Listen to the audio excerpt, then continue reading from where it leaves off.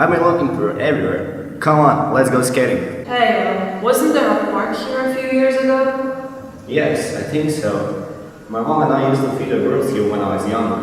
I guess it got decommissioned and replaced by a garbage dump because of the overflow of trash. Yeah, whatever. Let's go. Sure, I guess.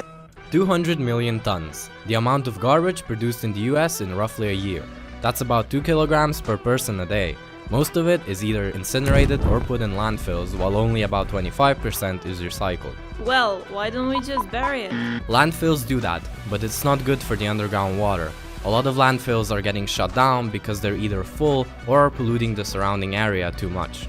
At this rate, we are highly likely to run out of garbage locations in the future. If we calculate in the population growth, it gets even worse. We mustn't postpone finding the solution any longer. Oh, do you know what plasma torches are? It's a stream of heavily heated ionized gas. We can use it to weaken the bonds that hold together organic material. That will make them break apart and emit only non-dangerous gases. It also powers itself using these gases as a propellant. Then why aren't we building these? They cost a lot. Besides, it's much easier to make a garbage dump. Still, you'd think we'd care more about our future, wouldn't you? And that brings me to my idea. Use more products that can be recycled and recycle. You might not know this, but if we were to take a leather belt and leave it to decay, it would take about 60 years.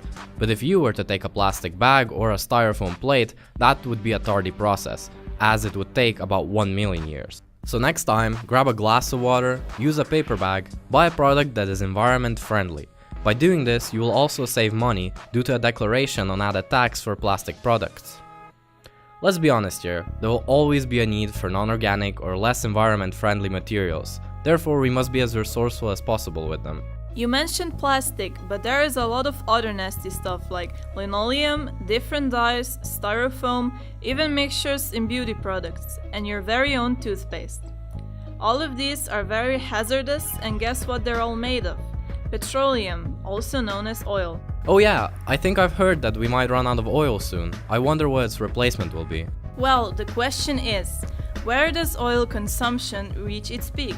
I think that transport undoubtedly takes the first place.